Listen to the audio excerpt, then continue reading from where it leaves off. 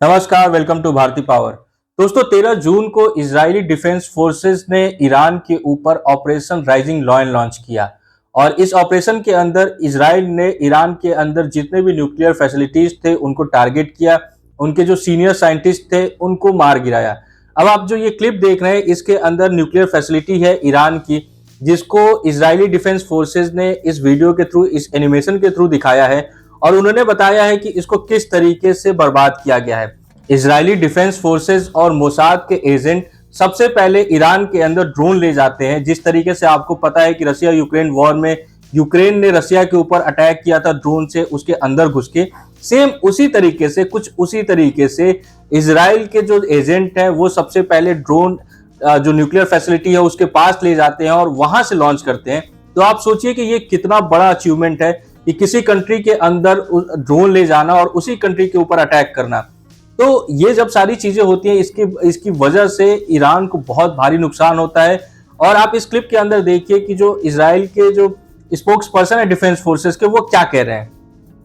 For years, the Iranian regime has called for the destruction of the state of Israel, planning and advancing concrete military plans to do so.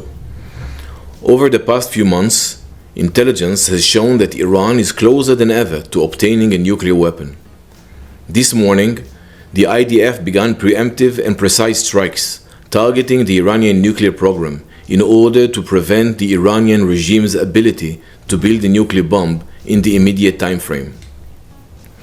We have no choice. We are operating against an imminent and existential threat. We cannot allow the Iranian regime to obtain a nuclear weapon that would be a danger to Israel and the entire world. This operation is for our right to exist here, for our future and for our children's future. The State of Israel has the right and the obligation to operate in order to protect its people and will continue to do so. The IDF conducted significant preparations for this operation. We are well prepared both in defense and offense to defend ourselves. The IDF will continue to defend the State of Israel. दोस्तों, आपने देखा कि Israeli defence forces के spokes person ने clearly इस बात को कहा कि ईरान जो है वो न्यूक्लियर बम बनाने के बहुत नजदीक पहुंच गया था और वो इंपॉर्टेंट था इजराइल के लिए कि वो अटैक करे ईरान के ऊपर। अब आप इस क्लिप के अंदर देख रहे हैं जिसमें IAEA जो है उन्होंने बताया है कि ईरान जो है वो किस तरीके से प्रोग्रेस कर रहा था न्यूक्लियर इनरिचमेंट में। आप देखिए कि अक्टूबर 2023 में 4130.7 केजी इनरिच यूरेनियम था, जिससे वो आसानी से 9 न्यूक्लियर बम बना सकता था। और फेब 2025 आते आते ईरान 7264 केजी इनरिच यूरेनियम जो है वो प्रिपेयर कर लेता है, जिससे कि वो आसानी से 15 न्यूक्लियर बम बना सकता था। तो ईरान जो है वो लगातार अपनी न्यूक्लियर जो कैपेबिलिटी है, न्यूक्लियर बम बनाने की जो कैपेबिलिटी है उसको बढ़ा रहा था।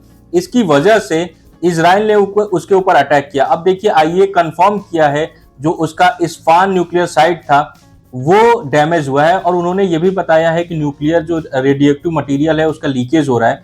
तो बहुत सारी प्रॉब्लम है ईरान के लिए। अब आप जानते हैं हिस्टोरिकली कि जब भी इजराइल ईरान के ऊपर अटैक करा है तो ईरान ने भी रिटेलिएट किया है।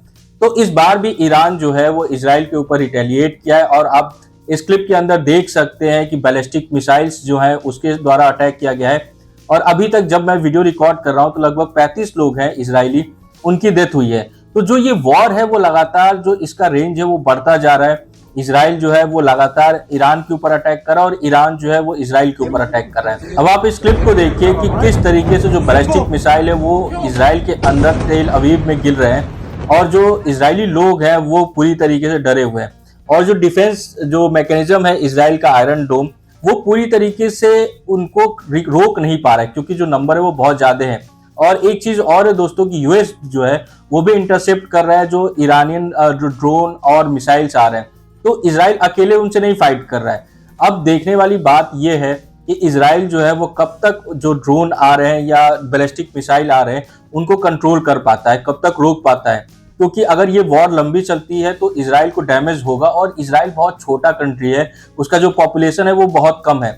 और इसके बाद आप देखिए कि जो बेंजामिन नेतन्याहू है इजराइल के प्राइम मिनिस्टर, उन्होंने कुछ स्पीच दिया है, आप इसको सुनिए और इसके बाद हम इसके बारे में बात करते हैं। Today, Israel is defending freedom in the Middle East and beyond. We're doing so against a tyrannical and radical Iranian regime that wants to build atomic bombs to destroy us and wants to build ballistic missiles, including intercontinental ballistic missile, to be able to threaten anyone and everywhere in the world.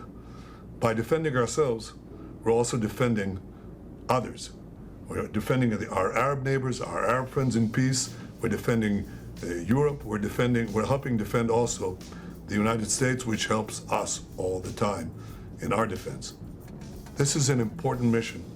Right now, the Iranian regime is bombing our civilian neighborhoods while we are targeting the terrorists. Now, this is not new.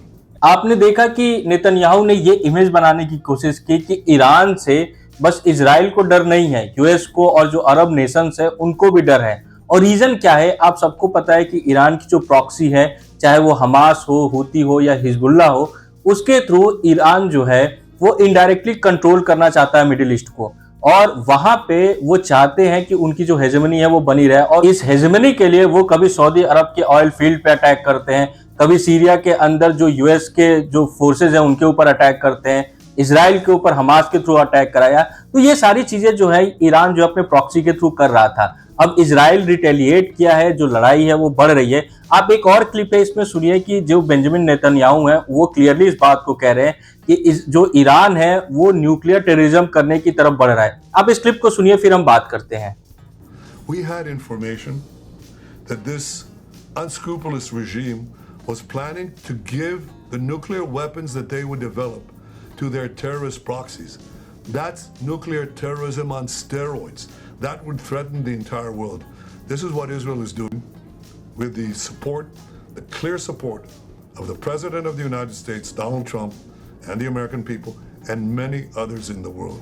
आपने सुना कि Benjamin Netanyahu ने accused किया है Iran को कि वो nuclear terrorism की तरफ बढ़ रहा है। अब ये सारी चीजें जो है इसके बहुत सारे मीनिंग निकल सकते हैं, और इसमें यह भी कहा जा सकता है कि इजराइल जो है एक रीजन खोज रहा था ईरान के ऊपर अटैक करने के लिए, और वो रीजन मिल गया और ईरान के ऊपर इजराइल ने अटैक कर दिया। अब आपने जो शुरुआत में क्लिप देखा होगा कि ईरान इजराइल के ऊपर अटैक कर रहा है, तो इजराइल ने फिर से रिटेलिएट किया है ईरान के ऊपर, और उनका जो ऑयल फील्ड था, सबसे बड़ा ऑयल फील्ड था ईरान का, उसके ऊपर अटैक किया, जिससे कि उसका जो काम है उसको सस्पेंड कर दिया गया है। इसके अलावा अभी जब मैं ये वीडियो रिकॉर्ड कर रहा हूं, इजराइल ने ईरान की एक ड्रोन फैसिलिटी जो इस्फहान में है उसके ऊपर बॉम्बिंग किया है, और जो ईरान का सबसे बड़ा रडार मैन्युफैक्चरिंग फैसिलिटी है सिराज में, उसको भी बर्बाद कर दिया है। इसके अलावा बहुत सारे जो फैसिलिटीज हैं और तेहरान के अंदर जो इंपॉर्टेंट जगह है, लोकेशंस हैं, उनके ऊपर भी अटैक किया है। और अभी तक अगर देखा जाए तो जो 14 न्यूक्लियर साइंटिस्ट हैं ईरान के, उनको मार दिया गया है, जिसमें से 5 तो आज ही मारे गए। तो आप सोचिए कि इजराइल जो है वो किस ब्रूटल तरीके से रिटेलिएट कर रहा है। चारों ओर अफरा तफरी है ईरान के अंदर, कोई भी डिफेंस जो मैकेनिज्म है ईरान की वो काम नहीं कर रही है। ईरान की एयर डिफेंस सिस्टम जो है वो पूरी तरीके से फेल है, और जो ईरान का एयर स्पेस है उस पे इजराइल का हेजेमनी है। तो इजराइल जो है वो पूरी तरीके से रूल कर रहा है ईरान के एयर स्पेस में। दोस्तों, एक और चीज है कि इंडियन गवर्नमेंट ने एक एडवाइजरी इशू की है, और उन्होंने एक नंबर जारी किया है जिससे उन्होंने अपने लोगों को बोला है कि इस पे वो कनेक्ट कर सकते हैं एम्बेसी से और अपने आप को सुरक्षित जगह पे रख सकते हैं। तो जो इंडियन है वहां पे उनको सुरक्षित रखने के लिए वो एम्बेसी से कनेक्ट कर सकते हैं, कांटेक्ट कर सकते हैं। एक और चीज है दोस्तों कि जो भी ये सारी चीजें चल रही है उससे इंडिया के ऊपर क्या इम्पैक्ट पड़ता है। तो इकोनॉमिक एक जो इम्पैक्ट है वो तो आप सबको पता है कि ऑयल का प्राइस बढ़ जाएगा, जिससे कि हम एक्सपोर्ट करते हैं और जो प्रोडक्ट वो महंगे हो जाएंगे, और हम 80% जो ऑयल है वो इंपोर्ट करते हैं, तो इससे हमारे देश में इन्फ्लेशन आ सकता है। दूसरा जो ये है कि जो एयर रूट है उसको हमको फिर से डाइवर्ट करना पड़ेगा, जिससे कि वो और कॉस्टली हो जाएगा एयर फेयर जो है।